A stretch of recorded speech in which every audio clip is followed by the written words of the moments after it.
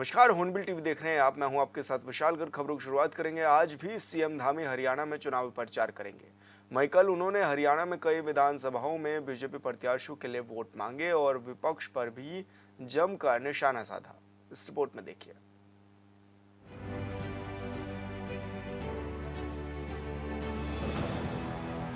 देवभूमि उत्तराखंड के सीएम और बीजेपी के स्टार प्रचारक पुष्कर सिंह धामी ने हरियाणा के मुआना में पार्टी प्रत्याशी राम कुमार गौतम के पक्ष में आयोजित जनसभा को संबोधित किया।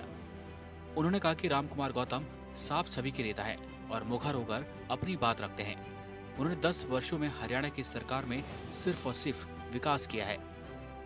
मैं आज आप सबके बीच में सभी लोग विधानसभा से भारतीय जनता पार्टी के प्रत्याशी, आप सबके प्रत्याशी नरेंद्र मोदी जी ने जिनको केंद्रीय संसदीय बोर्ड में जिनके नाम पर मोहर लगाकर आप सबकी सेवा के लिए भेजा है, ऐसे प्रत्याशी राम कुमार गौतम जी के लिए आप सबका समर्थन मांगने के लिए आया हूं, आप सबका आशीर्वाद मांगने के लिए आया हूं।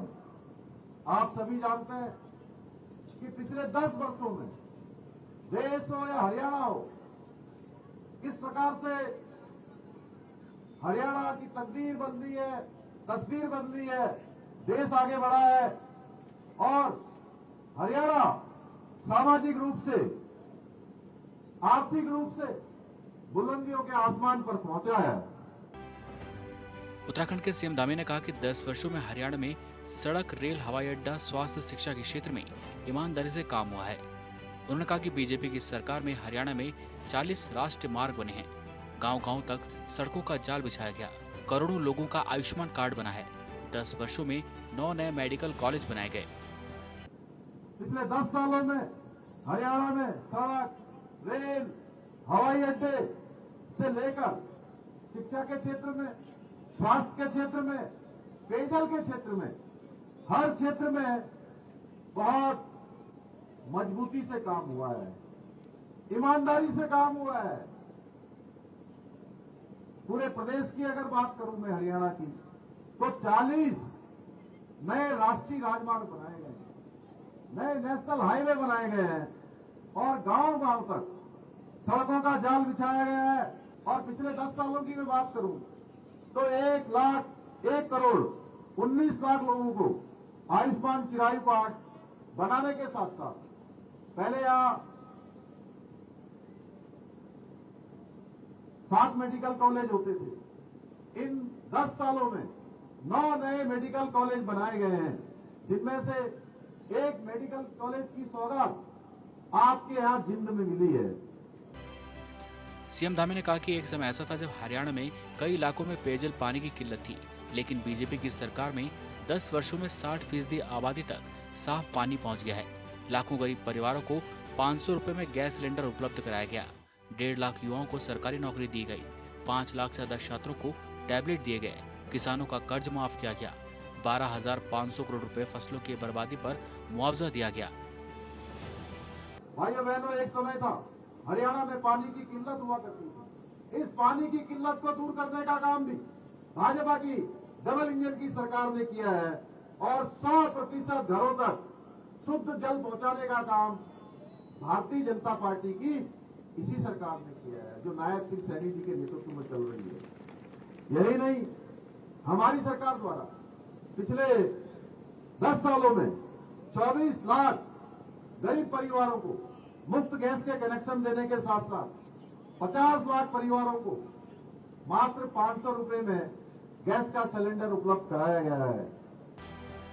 मुख्यमंत्री पुष्कर सिंह धामी ने कहा कि केंद्र में बीजेपी की सरकार बनने के बाद सभी वर्गों का विकास हुआ है, बात चाहे किसानों की हो या फिर आधी आबादी की। घर घर शौचालय का निर्माण किया गया, बेटी बचाओ बेटी पढ़ाओ अभियान चलाया गया। उन्होंने कहा कि 2014 से पहले गरीबों को नौकरी नहीं मिल रही थी क्योंकि रिश्वत लेकर नौकरी दी जाती थी, लेकिन अब बिना खर्ची बिना पर्ची की नौकरी दी गई है। मैं आपसे पूछना चाहता हूं, आप बताइए, नौकरी मिलती थी जो पर्ची खर्ची का सिस्टम चलाता था, जो रिश्वत देता था, जो काबिल नहीं होता था। लेकिन भाइयों बहनों, पिछले 10 साल के अंदर 1.5 लाख नौकरियां दी गई है। एक भी नौकरी में कहीं पर ये मामला नहीं आया कि भाई भतीजावाद हुआ है, पैसा लेकर नौकरी दी गई है। या कोई पेपर आउट किया गया है, नकल कराई गई है। ये उपलब्धि है भारतीय जनता पार्टी सरकार की। योग्य और प्रतिभावान गरीब माता पिता के बेटे बेटियों को नौकरी देने का काम बिना पर्ची और खर्ची के किया गया है। हरियाणा के मुआना में चुनावी सभा के दौरान उत्तराखंड के सीएम ने कहा कि कांग्रेस के लोग सत्ता में आने का सपना देख रहे हैं। उन्होंने कहा कि गलती से भी अगर हरियाणा में कांग्रेस की सरकार बन गई तो प्रदेश को भ्रष्टाचार में झोंक देंगे। हुड्डा की सरकार में किसानों की जमीनें छीन गई, उद्योगपतियों को दे दी गई। कांग्रेस परिवार के दामाद को किसानों की जमीन छीनकर दी जाती थी। ये गलती से अगर सरकार में आ गए तो आप सोच लीजिए ये फिर उसी दलदल में फंसेल देंगे।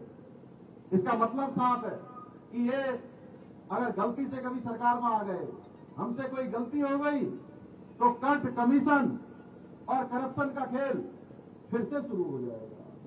ये खेल हमको शुरू नहीं होने देना है। आपको याद होगा हुड्डा जी की जब सरकार थी तो बड़ी बड़ी जमीनें, गरीबों की बड़ी बड़ी जमीनें, किसानों की बड़ी बड़ी जमीनें छीनकर उद्योगपति मित्रों को दे दिए जाते थे। या एक बड़े परिवार का, जहां से कांग्रेस पार्टी चलती है, उस परिवार के या उनके दामाद को दे दी जाती थी। आपको पता है ना, एक दामाद को दे दी जाती थी, बंदरबाट हो जाती थी। सरकारी तंत्र के नस-नस में घूसखोरी और भ्रष्टाचार घुस चुका था। पुष्कर सिंह धामी ने कहा कि हुड्डा सरकार में दर्जनों वरीय अधिकारियों पर भ्रष्टाचार का आरोप लगा था, लेकिन किसी भी अधिकारी पर कार्रवाई नहीं की गई थी।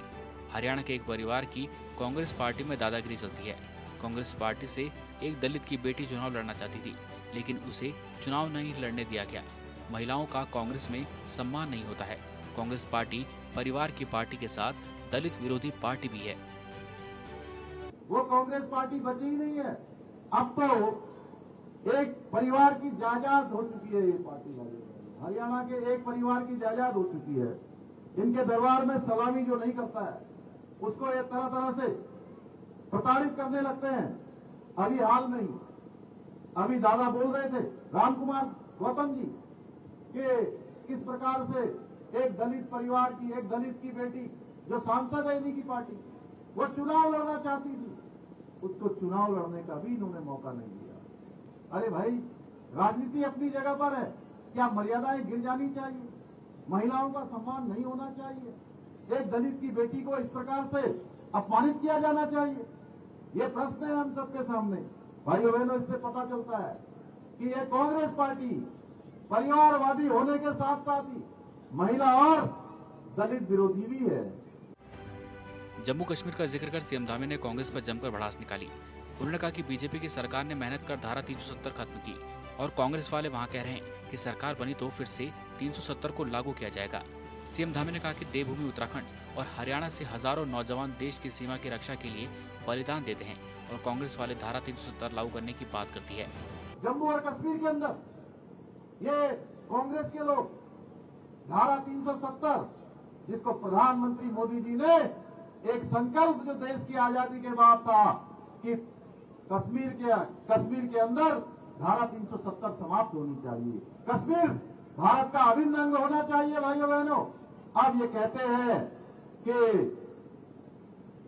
अगर हमारी सरकार आएगी तो हम कश्मीर के अंदर धारा 370 को फिर से लागू करेंगे। भाइयों बहनों, देवभूमि उत्तराखंड और हरियाणा दोनों के बीच में एक समानता है कि जहां देवभूमि उत्तराखंड के वीर सैनिक इस देश की सीमाओं की रक्षा के लिए कश्मीर के अंदर हजारों का बलिदान देवभूमि उत्तराखंड का भी हुआ है, और उसी प्रकार से हरियाणा के लोग भी, हरियाणा के नौजवान भी, हरियाणा के रणबांकुरे भी देश की सीमाओं की रक्षा के लिए अपना बलिदान देने के लिए हमेशा तैयार रहते हैं।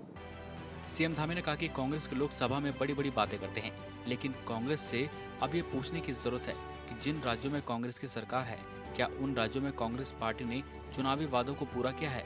हिमाचल प्रदेश का जिक्र करते हुए उन्होंने कहा कि हिमाचल में कांग्रेस सरकार की स्थिति यह है कि वहाँ कर्मचारियों को वेतन देने के लिए भी सरकार के पास पैसे नहीं है। भाइयों बहनों, ये कांग्रेस के लोग आप सबके बीच में आएंगे और आप सबके बीच में आकर बड़ी बड़ी बातें करेंगे, बड़े बड़े वायदे करेंगे, लेकिन आप उनसे पूछिएगा कि जिन राज्यों में आपकी सरकार है, जहां के लोगों ने आपको वोट दिया, क्या उन्होंने अपने वायदे वहां उन राज्यों में पूरे किए हैं? आपके और हमारे बगल में हिमाचल प्रदेश है। आज हिमाचल प्रदेश में नई नौकरियां तो छोड़िए, बड़े बड़े वायदे करके सरकार में आए, अब जो पुराने लोग नौकरियों में लगे हुए हैं उनको तनख्वाह देने के लिए भी उनके पास पैसा नहीं बचा है। भाइयों बहनों, उनकी स्थिति इतनी खराब हो चुकी है। अगर हरियाणा में ये आ गए तो यहां का भी सरकारी खजाना खाली कर देंगे, हरियाणा के लोगों को कर्ज के दलदल में डुबो देंगे। भाइयों बहनों, कांग्रेस के साथ ही सीएम धामी ने जेजेपी और आम आदमी पार्टी का जिक्र किया और सभी पार्टियों को उन्होंने भ्रष्टाचारी पार्टी बताया। उन्होंने कहा कि कांग्रेस के लोग कभी आरक्षण, कभी संविधान तो कभी अग्निवीर योजना को लेकर लोगों को गुमराह कर रहे हैं। उत्तराखंड के सीएम ने वादा किया था कि इस बार बीजेपी हरियाणा में हैट्रिक लगाने वाली है, क्योंकि प्रदेश की जनता बीजेपी के साथ खड़ी है। Bureau report, on bill TV. और यारों के छोटे से ब्रेक के लिए जल्द होंगे हाजिर।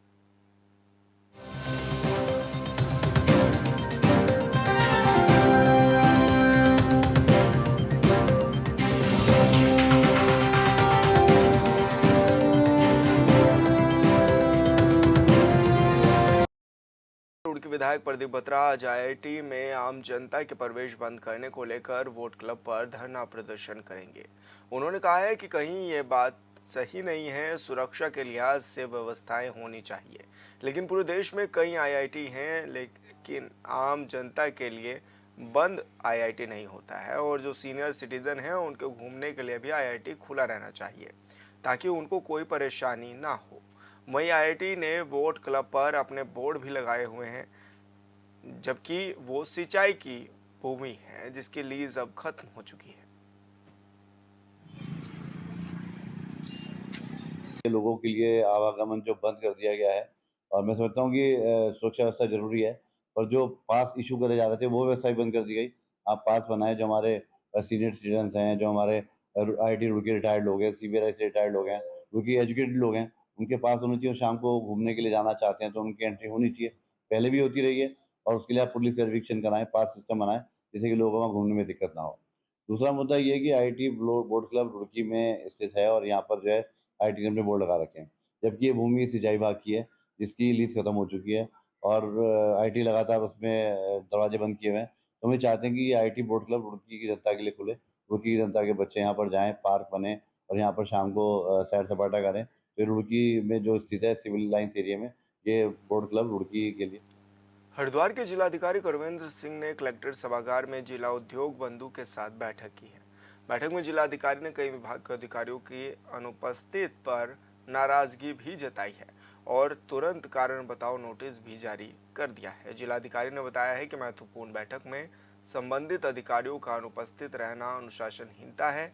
वहीं बैठक में एजेंडे के अनुसार एक एक विषय पर चर्चा भी की गई है।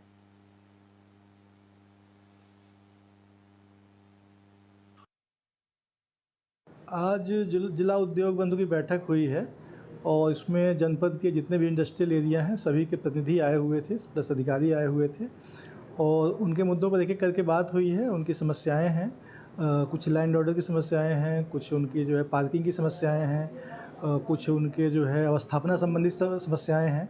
तो सभी बिंदुओं पर विचार हुआ है, सभी की बातें सुनी गई हैं और सभी पर सम्यक निर्देश दिए गए हैं और निश्चित तौर पर इस बार काफ़ी समय बाद बैठक हुई है, लेकिन आगे प्रयास रहेगा कि प्रत्येक माह ये बैठक की जाए और इनकी समस्याओं का ससमय निस्तारण किया।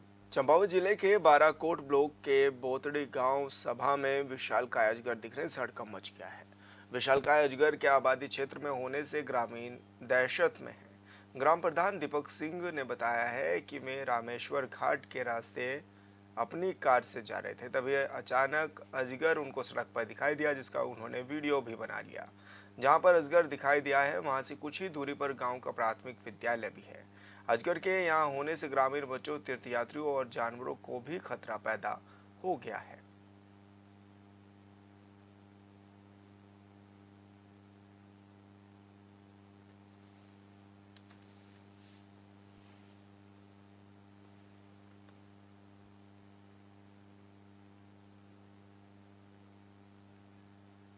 भारत कजाकिस्तान संयुक्त सैन्य अभ्यास काजिंद 2024 का 8वां संस्करण उत्तराखंड में पूरी तरह से विकसित और आधुनिक विदेशी प्रशिक्षण नोड ओली में शुरू हुआ है।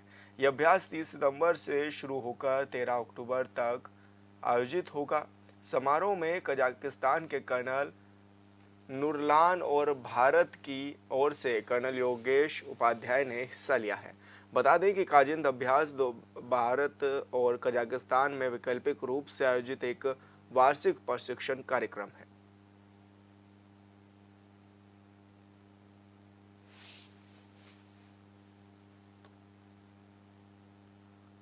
उत्तराखंड सरकार के खिलाफ विपक्ष का विरोध लगातार जारी है। नैनीताल के हल्द्वानी में कांग्रेस ने कई दिग्गज नेता और पार्टी के सैकड़ों कार्यकर्ताओं ने सड़क पर उतरकर बीजेपी की डबल इंजन सरकार के खिलाफ विरोध प्रदर्शन किया। आरोप है कि प्रदेश में महिला अपराध बढ़ रहे हैं और अपराधियों को संरक्षण दिया जा रहा है। अधिकारी ना तो जनता के सुनते हैं ना ही जनप्रतिनिधियों की। इस रिपोर्ट में देखिए। सरकारें आती है जाती हैं, हमारी सरकार आएगी हम बताएंगे।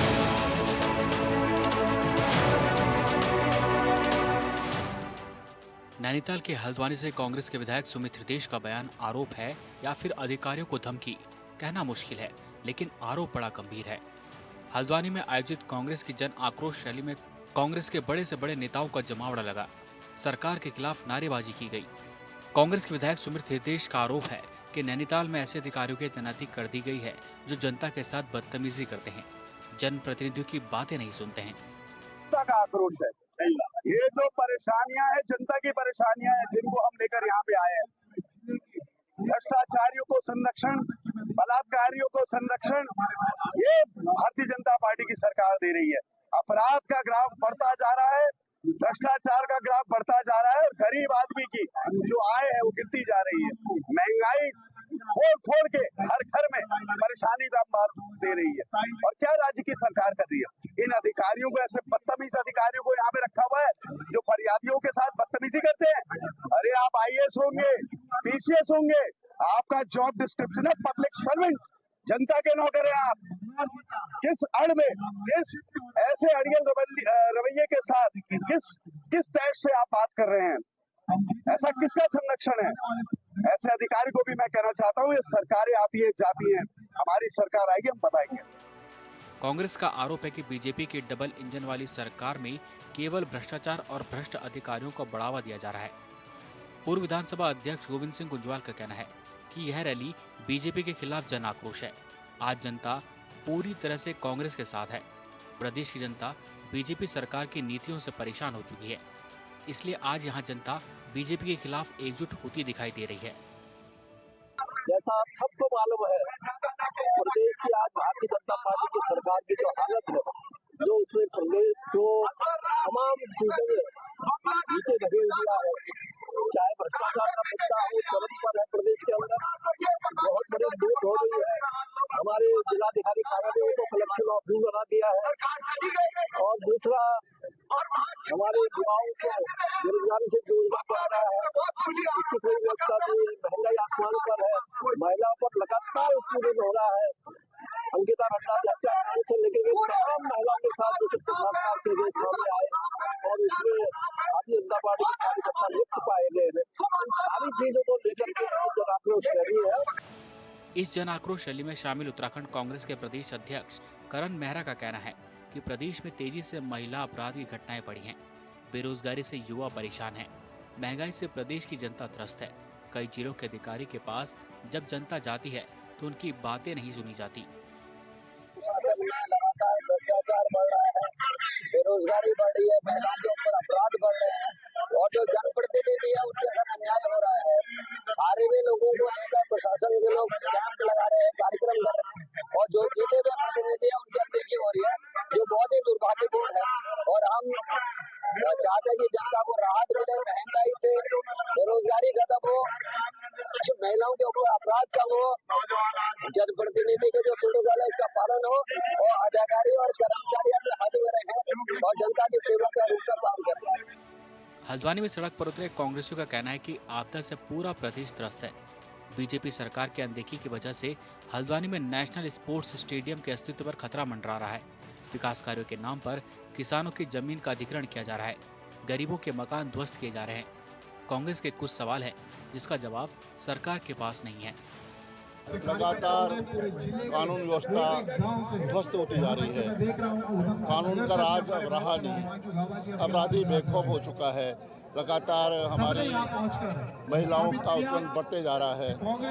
डर और भय का माहौल महिलाओं में है। घर से निकलना दूभर हो गया है। भ्रष्टाचार ने सारी सीमाएं लांघ दी हैं और जिस तरह से आपदा से पूरा प्रदेश प्रभावित है, उसी तरह से नैनीताल का बल्दिया नाला हो, चाहे रक्षा नाला हल्द्वानी का हो, चाहे कलशा नाला हो, ये पूरा क्षेत्र के लोग प्रभावित हो चुके हैं। घर टूट रहे हैं। अतिक्रमण के नाम पर जो छोटे मझोले लोग हैं उनके घरों को तोड़ा जा रहा है और रिंग रोड के नाम पर जो किसान हैं हल्द्वानी के, उनकी जमीनों का जबरन छीना जा रहा है। जो हमारा अंतर्राष्ट्रीय स्पोर्ट्स स्टेडियम है आज वो धूल फेंक रहा है। आज वहाँ पर कोई खेल नहीं हो रहे हैं। आपके जो गलत जन विरोधी नीतियाँ हैं, जो आपके कारनामे हैं, जो आपका भ्रष्टाचार है, जो आपकी ध्वस्त होती कानून व्यवस्था है, अगर आपने इस पर अंकुश नहीं लगाया और आप मनमर्जी करते रहे तो इस प्रदेश की महान जनता आपको क्षमा नहीं करेगी। बीजेपी की सरकार के खिलाफ कभी देहरादून तो कभी नैनीताल के हल्द्वानी में विपक्ष लगातार विरोध प्रदर्शन कर सरकार की नीतियों पर सवाल उठा रहा है। इधर कांग्रेस के आरोपों पर बीजेपी नेता का कहना है कि विपक्ष के आरोपों में सच्चाई नहीं है। और फिलहाल इस बुलेटिन में इतना ही। आप देखते रहिए हॉर्नबिल टीवी। नमस्कार।